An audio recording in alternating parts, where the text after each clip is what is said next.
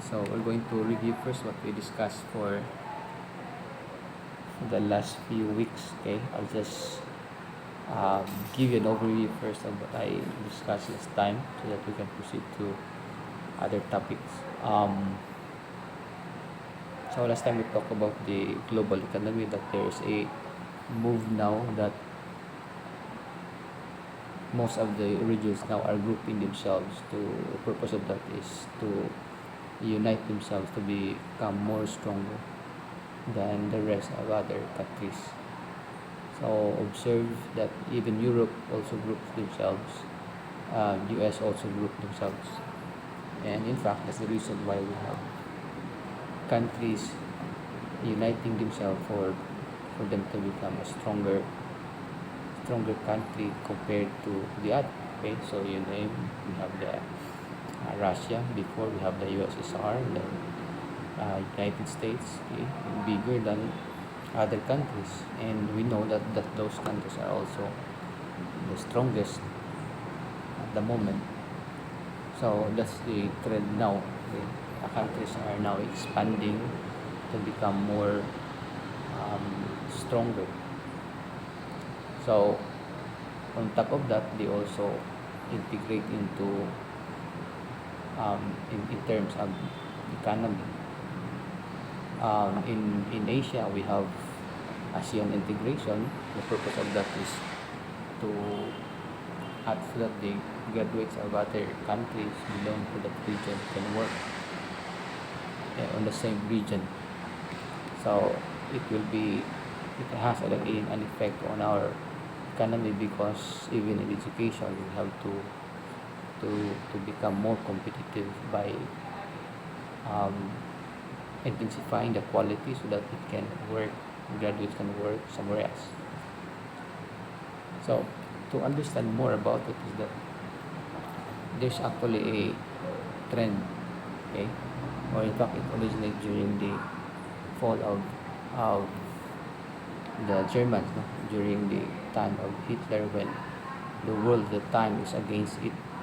He wanted to become more powerful, um, believing that it is his race is dominant and others' race should be annihilated, such that he kills all the Jews um, on the belief that it's the Aryan race that should dominate the world.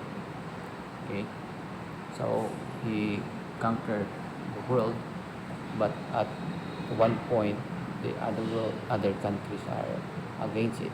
Okay, Russia and America united themselves and other countries to fight against it. So when it falls, Russia believed that those countries who were under it should be communist. Okay, but the United States says that it should not be communist, it should be democratic. So that is why the world right now are divided into two systems. We call it as the economic system, whether it is communism or a democratic system. So of course you've seen the beauty of a democratic, where each country has its own, can develop a commodity that will be competitive to other countries, such that if it's the best, then it will be patronized. Okay, while if it's a communist, it has becomes too passive, so, because they always depend on the government. So that's the beauty of being, not to be biased with a democratic country. That's the beauty, because the state is developed because of this competition. So in between of that, we call it as the socialism, which actually the in between extremes. No country right now which is purely democratic or purely communist. Okay, how would you consider that a country is a communist, democratic, or a socialist, depending on which of these major sectors are dominant? Okay, so if majority of the infrastructure is given or produced by government, then it's communism. But if majority is from the private sector, then that is democratic. So the in between, probably half of that, it could be a socialism. So right now, countries are now divided whether it is a communism or a democratic system. For US, they wanted to become democratic simply because, well, their business is it will progress only in a democratic country. It will not They will not become a progressive country if their partner is a communist. Okay, so that's why you have to understand how the world competes. Okay, so but you see the beauty of becoming this democratic because there is a competition. So every country can become successful depending on their um, how they strive. Unlike in a communist country where they always depend on the state. Okay, so everything will be provided by the state, and there will be only two probably class of people. One is that the government, and the other is the worker. So right now, the world is probably divided into this democratic. Everybody wanted to incline themselves to be democratic because you've seen the beauty. Okay, everybody sees the beauty of a democratic country where everybody has a chance of becoming a leader. Unlike in a communist, probably it will be due to a nomination from a political party of a communist party. In a democratic country, if you are good, okay, people will like you, you will be voted, and you will become a leader. Okay?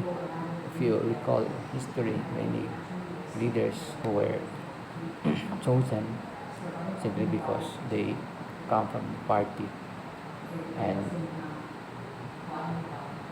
they become leaders that actually destroys the world. And you notice that if it's a democratic country, the term is so limited for a leader. They only serve probably up to 4 years. In the US, in the Philippines, up to 6 years, and without re-election. Unlike in other countries where it is governed by other system, not a democratic system where the leader can even extend. Okay, um, in some countries, although it's not really, it's apart from being a democratic, like a monarchical government. The leaders is always chosen based on the family background.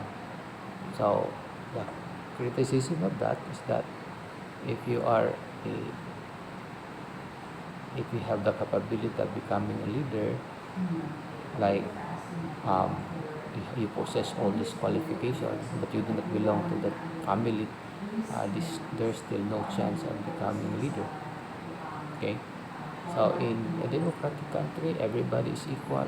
You are free to do whatever you want, subject to some restrictions of government, which are also very minimal. Now, of course, you've seen that beauty, right? Okay, everybody enjoys that being a democratic. Okay, and that's why the world now really wanted to incline to a democratic country. There are now few communist countries. Before we have Cuba, North Korea until now, and we've seen the atrocities committed by their leaders. Okay, some even wanted to escape from their country because, well, they have no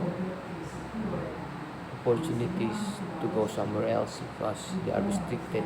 They are only confined to one place, and that is their country. Unlike in a democratic country where you are free to go somewhere else. Okay, so you can even live somewhere else as long as you are capable of living, like possessing all those requirements to live somewhere else. Now,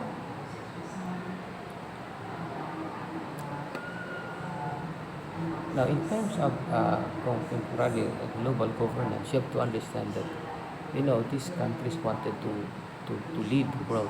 Okay, so do not just simply accept what we have now, like US dominating us, controlling how we should govern our country.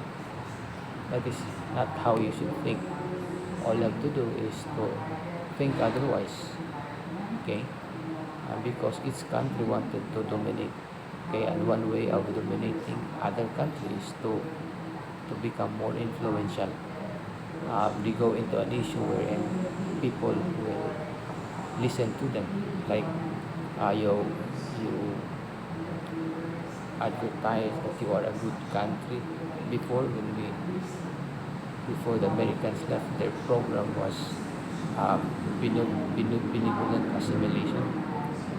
What does it mean? You have to pretend or show to them that your intention is really good, like educating our citizens. So by that, it can win their hearts and we will become loyal to them. So other countries they use religion just to win loyalty. The Spaniards did that, and they were so effective in controlling our country for quite some time, more than 300 years. Now, you have to understand that our countries are not good at us. It's always a survival of the fittest where people, other countries, would even protect themselves, would protect their citizens, um, propagate their species, because that's how it works. It is a survival of the race where countries wanted to secure the citizens, protect its citizens, and probably have food on their table. That's why I understand some countries like China wanted to also expand its territory, getting some parts of Philippine territory. Why? Because if you look at it, those regions there that we claim is abundant in natural resources. It could be natural gas or a fish, which we know China is known for their food delicacy. So they are good in cooking. So where will they get that ingredients or foods? They should get it from the territories they claim as theirs. One of that is the West Philippine Sea, which will change it now to that way because it might create an impression that it's not ours if we use South China Sea. Okay, so it's a good move to prove that it is ours. Our country very wise. They sent before they claim that they sent students here to study our laws, and later on they realized that probably a portion there that they claim Philippines has a weak claim over it. Okay, considering that if you look at the map of the Philippines, it's not even included. Okay, seemingly, but if you look at it, if you define Philippine territory, it would even extend to historical rights, like our claim later on of Sabah. Okay, we have a strong claim over it, and we did not even stop claiming over it because even right now there are court decisions which favors us. Okay, the Sultanate Kingdom of Sulu once it's a big territory before, and it's even recognized by other regions before our country became the Philippines. Okay, the Sultanate of Sulu is known even in Sabah in some parts of Indonesia. So before the British acquired its independence, that was a part of Philippine. It's a part of the Sultanate, which was leased to a British North Borneo company, and until now, and even before the World War II, they still paid only when the after the Japanese were defeated by the Americans, the Japanese returned it to British or Britain. But that was not the original agreement. The original agreement was that they have to pay a rental to the Sultanate Absolute. If you recall it, that I think that was in 2013 when the descendants of Kiram invaded Borneo, Java rather, to claim portion of that territory. Okay, and lately we have a case won in favor of that sultanate, um, making them liable to pay, I think, billions of dollars. Okay, so that will be given to the heirs of Sultanate Absolute. You check your family background, you may be one of those heirs of Sultan Absolute, so you will automatically become billionaire. Okay, now this the world is actually grouping themselves, and each country wanted to protect itself by entering into agreement. One of that, as you recall, during my discussion about the world trade, okay, um, it's actually an opportunity for a country which is into business to sell their products. Okay, actually I'm not comfortable with the chair here in Cebu Normal. I am here at the corner, um, lowering my voice because I also have colleagues having a discussion. So I hope my voice is clear even if I am not shouting. Now, am I still audible? Okay. Good. Now,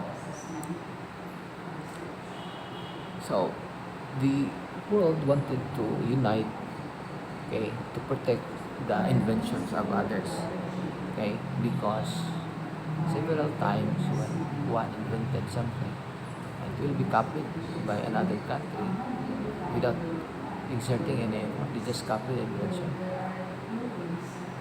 What they did is that they had a world trade organization that will protect this one. Okay, so but some countries like China did not join, so they just copied, so they benefited. And that is why most of the products now are sold at a lower price if it's made in China, because they just copied it, and you cannot sue them because they are not a member of the World Trade, and the protection for copyright does not extend to a non-member state. Okay, so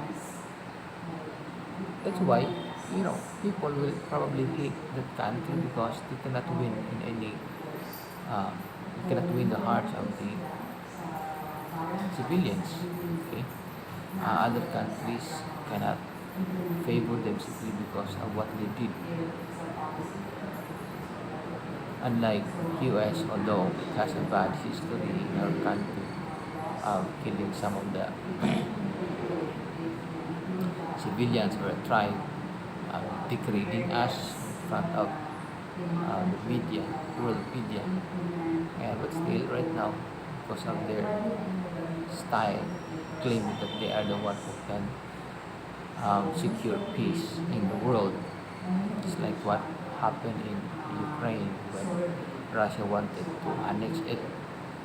Okay, somebody prevented that act.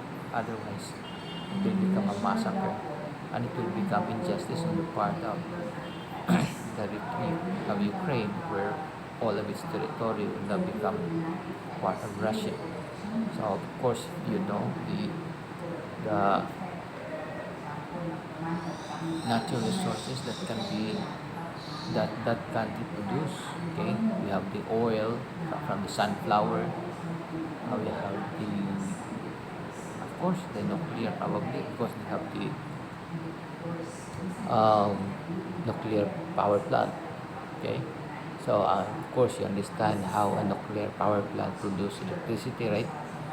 It is due to the elements, rare elements found in your periodic table in your chemistry class, where it produces a natural heat, and this natural heat can actually produce energy, okay, turning um, that heat energy into electricity, okay, up to some extent only, or a certain percentage. If you go beyond that percentage, that might become the source of nuclear weapons. When Iran uh, wanted to develop its nuclear power, other countries opposed it because it's so dangerous. It can actually be capable of producing a nuclear weapon. So, in our country, we do not have that. One probably reason is that we are not so educated on how to harness these rare elements. Okay, or probably, I think one of the reasons is that in my experience, we do not need it anymore. Why? Because we can live on our own. We don't even need other people. If you go to the province, we do not really care about this one. What they need, what they care about is their own survival. And I think there's no need of going into that because as long as you can eat, which they all have it in the province, foods are everywhere. There's no need of exploring into other possibilities that they do not know or they have less knowledge. Okay, but for some countries, when they wanted to become powerful, they have to harness these rare elements. Russia has many of that. US also has several. Okay, probably equal. Okay, that's why they are showing to the world that they are capable of producing or destroying the world because it possesses this rare element that can destroy the world. So what are those rare elements in your periodic table? Normally it ends with new, plutonium or uranium. Okay, so this uranium was exposed to certain element like oxygen. It replicates. If you look at their atomic weight and energy weight, once it is a certain atom, an oxygen atom will be introduced, it will replicate, and that's the cause of this explosion because of the reaction of the element. So the replication is uh, the atomic energy that it produces is similar to its original. So meaning it can even be forever. Okay? If there's no such thing as forever in love, but there's such thing as forever in plutonium and uranium. Why? Because the heat that it produces, once it produces, it replicates. It replicates. Okay? So, there is forever, not in love, but in the rare elements. Now, if you know all this one, if you are only expert of this, probably you can become one of the most powerful country in the world. Okay? So, we do not have it right now. One reason, of course, we do not, it's so risky, it's dangerous, and we don't have knowledge on it. Okay, a mistake in the preparation of that would be an explosion or annihilation of a country, of a territory. Okay, so we have to be very careful, otherwise it might be the cause of our own extinction. Now,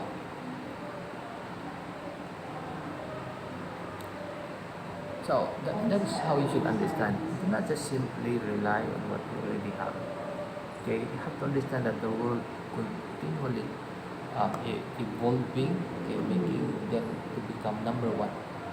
Each country wanted to become the best. Okay, and as you know, that being the best is not also forever.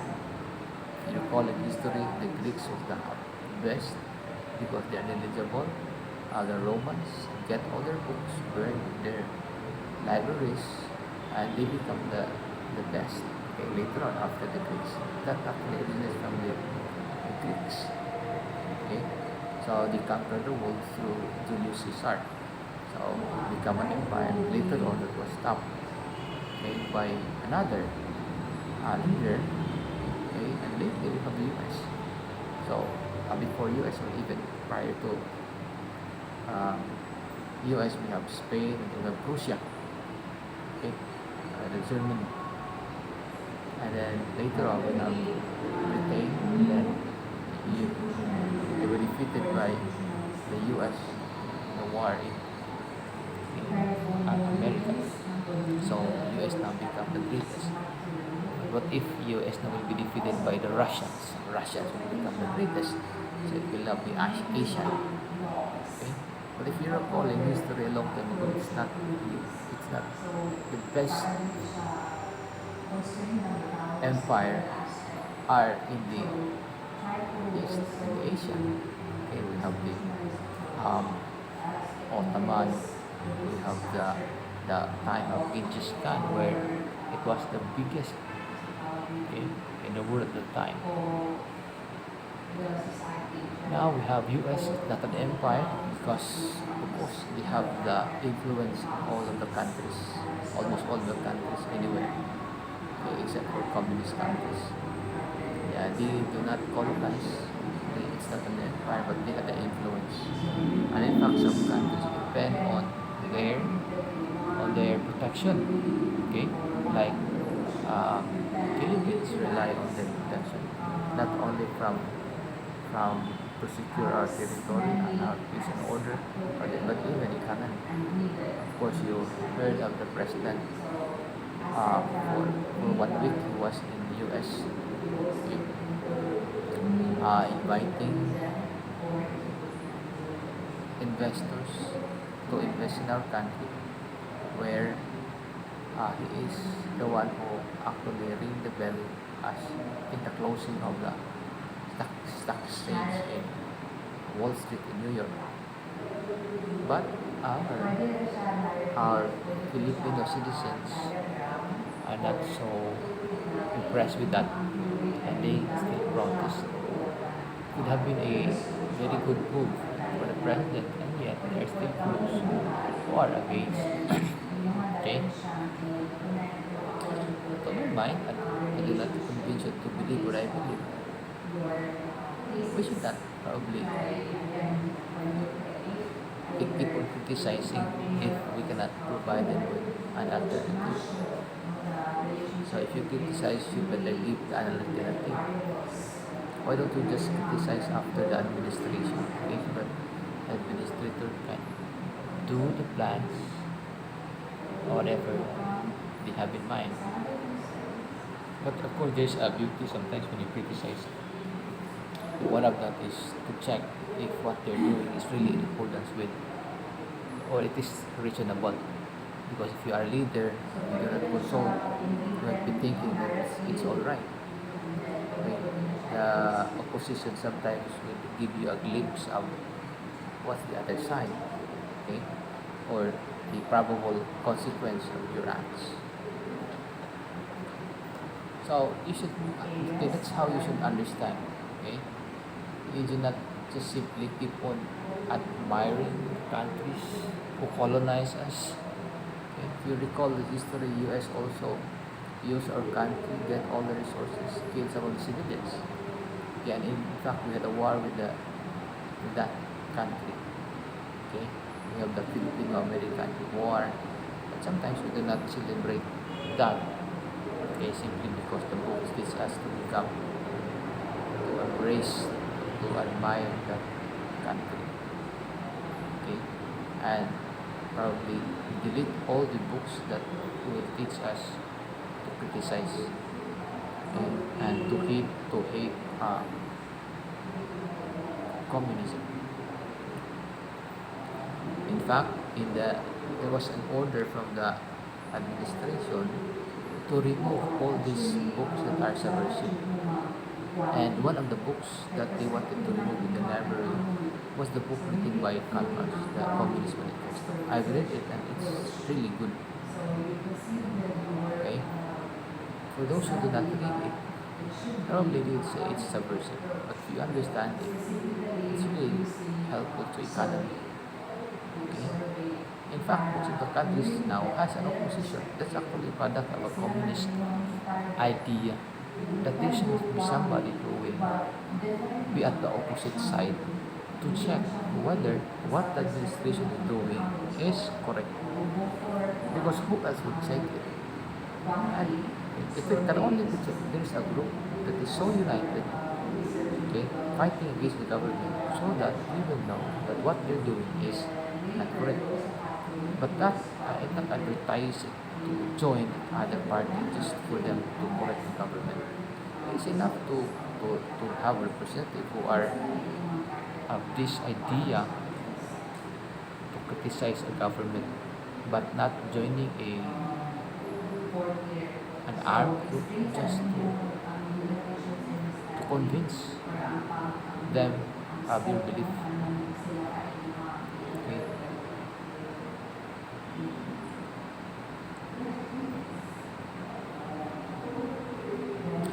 Now, I think that comprehend the discussion on this one, global economy, market integration, global interstate system, contemporary global governance.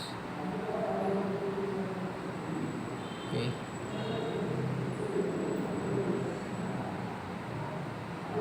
So, one thing I would like you to know is that these countries that are so aggressive and who are now dominant, and we believe that they are the most powerful. Other countries also who are best in technology. Okay? US, you know them, right? Owns Google, satellites upstairs, up above, watching us where we are and what we're doing, using Facebook as to locate where of our whereabouts, okay, and what we are, what who we are, what we are doing, our background,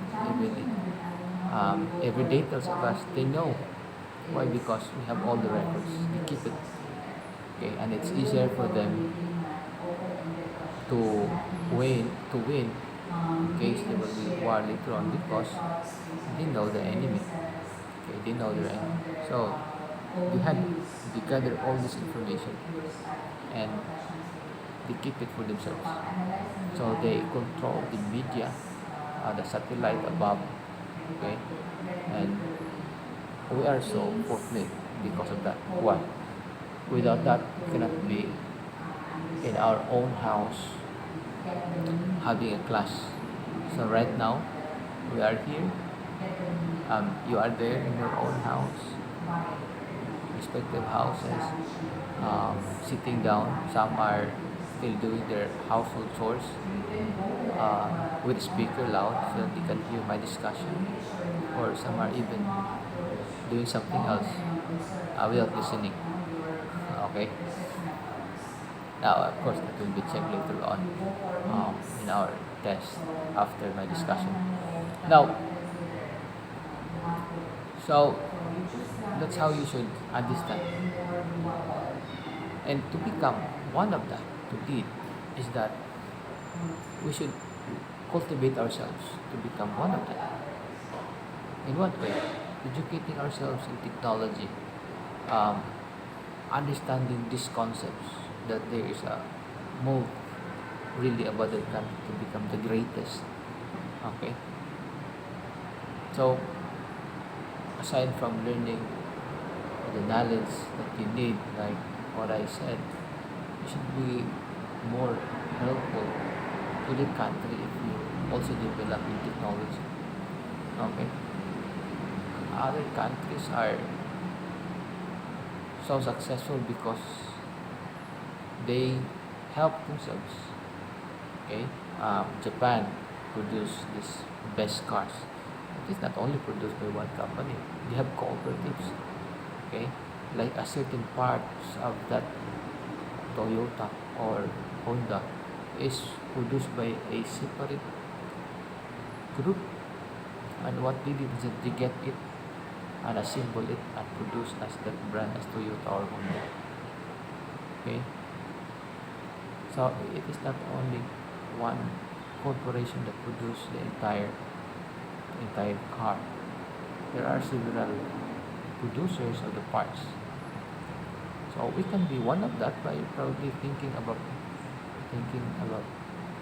a technology that can we should be best of and probably cultivate. And right now I am thinking of a mode of transportation which probably everybody will like. And what is that?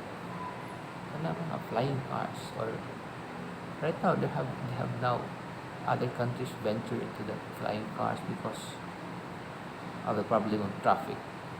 Um, if there is a problem in transportation, like you are not allowed to go somewhere else, like what happened in Russia, I've heard last night, where people are compelled, the men are compelled to become soldiers to fight for Putin. Okay, and they are complaining, they are protesting, they are even escaping. Okay, they do not want to fight for Putin. So if you have that mode of transportation, like if your only service is a car, if the road is blocked, which normally that will happen during a war, all transportations and communication will be shut down. So you can escape. So I think the best mode of transportation now is to fly. Like during pandemic, you cannot go somewhere else because cars are checked. Vessels which will go to other provinces have to pass through a clearance from the Coast Guard, and they are going to require the passengers to produce quarantine or other certificates.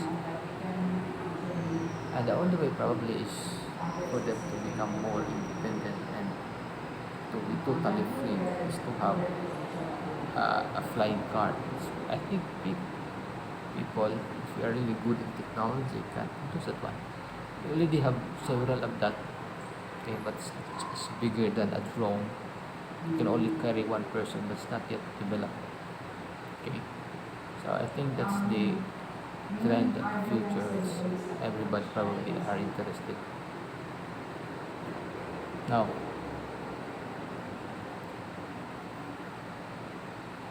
so we have about this global divide, the north and the south. Okay, so of course you understand the concept that the people are wanted to become, instead of becoming more individualistic, which is a trend before, they group themselves now, but the intention of grouping is for mutual protection. Okay, because each state is no longer secured. Okay, the only assurance probably is to come up with a regionalization. Okay, meaning several states, um, neighboring states form a group. Okay, so we have ASEAN in the north. Also, they have another. Even in Africa, okay, which is composed of, right now they're forming a new one to fight against invasion from another country. So it's now become bigger and bigger. So if you notice, um, countries before wanted to become independent, to be separate. They wanted to become separate, and later on, they wanted to expand. Okay? So, but the expansion is no longer of um, similar to the individualistic view of becoming a state.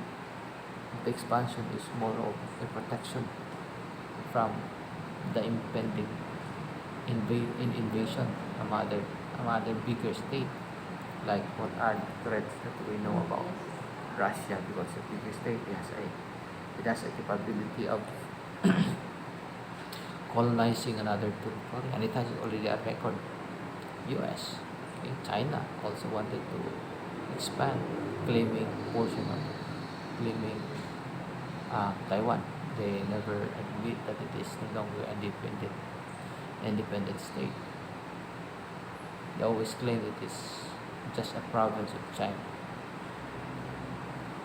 Okay, so